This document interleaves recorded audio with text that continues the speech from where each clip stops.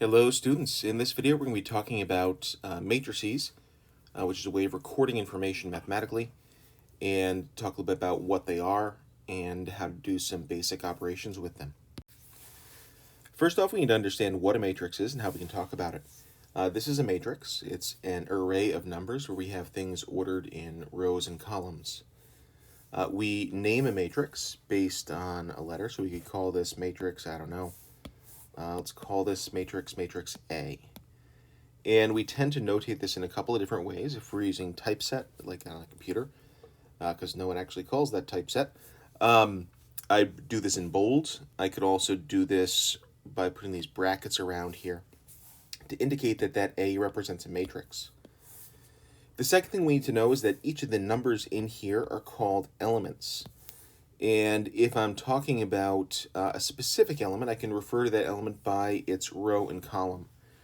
So if I were to call, I don't know, I'm going to use element 2, 2, that's talking about row 1, 2, column 1, 2, the number 4. Sorry, the number negative 4. Clearly I can speak exactly what I'm thinking today. So that's going well. And for example, A3, 1 would be row 3, column 1, or the element that is number 5. The last thing we need to do is talk about the dimension or the order of the matrix. We number that by rows by columns. So this would be 3 by 2. This we call the order, and talk about the dimensions as 3 by 2. The next thing we can do is some matrix math. And a lot of this, unlike some of the stuff that we do mathematically, behaves really nicely. Things that we think we should do, we actually get to do with matrices. So if I'm subtracting two matrices, the way that I do that, or add them as well, is I combine the elements in the same positions. So for example, I've got 2 minus negative 4 would be 6, and 2 minus negative 4 would also be 6. 5 minus 3 is 2. Negative 4 minus 2 is negative 6. 5 minus 5 is 0, and 6 minus 6 is 0. This may give you a hint of something that we can only add or subtract matrices if they have the same dimensions. If we had extra numbers we had nowhere to add, we just can't do that operation. The second operation we're going to talk about is scalar multiplication. We talk about numbers that are scalars as numbers that are not in kind of coordinate or in matrix form. So in other words, in physics we talk about this as not a vector. Basically, this is distribution. We take this and distribute it to all 4 pieces of this and get a new matrix, negative 16, negative 16, 12, negative 24. That is scalar multiplication, multiplying a number by a matrix. Looking at this one, we're being asked to add these two matrices together and then multiply the whole thing by 5. And something that I notice is that these are different dimensions, so we cannot do this. This would have an undefined result. Where matrices get a little bit weird is when we have matrix multiplication, because this is not a standard thing. This is a little bit tougher for us to work with.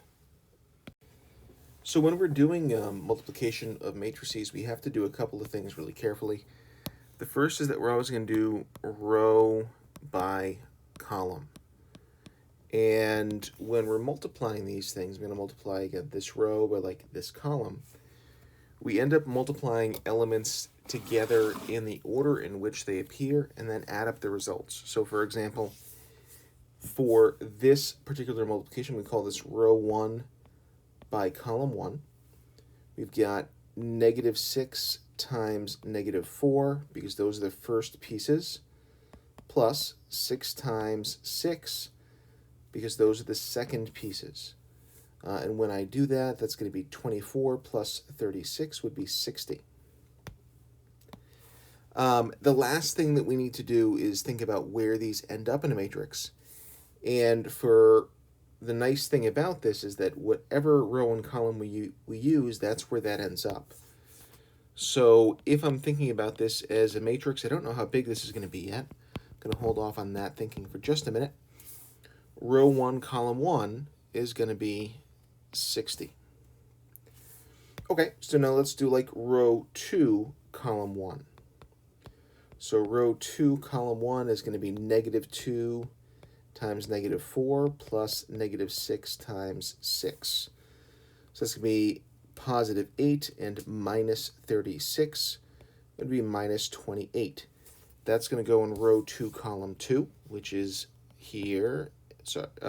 Oh man, I totally messed up. It's row 2, column 1. Oof. I'm having some wording stuff going on today, which is super fun. Okay, let's then do row 1, column 2. I'm going to call this row 1, column 2. And that's going to be -6 times 5 plus 6 times 4. When I do that, that's -30 plus 24, which is going to be -6. That's going to go in row 1, column 2. The next one is going to be row 2, column 2, for real this time. And when I do that, I've got -2 times 5 plus -6 times 4. So that's -24 minus 10 is -34. Row 2, column 2.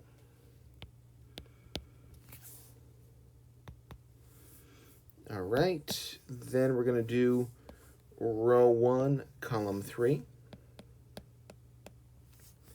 When I do that, I've got -6 times -2 plus 6 times 3. That's going to be 12 plus 18 is 30. And then finally, we're going to do row 2, column 3, which is going to be -2 times -2 plus -6 times 3. So that's 4 plus 18. That's negative is -14. At this point, we're done. I'd like us to notice that we did a 2 by 2 matrix multiplied by a 2 by 3 matrix, and our result was a 2 by 3 matrix. We can make sense of this because we had two rows from the first matrix to multiply by 3 columns from the second matrix. That gave us this 2 row by 3 column matrix. I'd also like you to notice that I happened to put these in the right positions as I was multiplying. That's a really helpful thing. And we're going to do a couple of other examples just to kind of make sure we're on the right track for this. All right, so here's another example. Again, I'm going to do row 1 by column 1, and that's going to give me my first position. I also noticed that I've got 3 rows here, so I'm going to make this a little bit taller, and only 2 columns, so I'm going to make this a 3 by 2 matrix. So we've got -5 times -2 is 10. -1 times 6 is -6. 10 plus -6 is going to be 4. Row 1, column 2. We're going to have 20 minus 1 is going to be 19. Row 2, column 1, it's going to be -8 plus 12 is 4. Row 2, column 2, -16 plus 2 is -14. Row 3, column 1, -2 times -2 is +4. And then we got -12 giving us -8. And then for our last one, row 3, column 2, we're going to have 8 minus 2 is going to be 6. Again, we're multiplying each row by each column, multiplying the elements in the same position, and then adding the results together.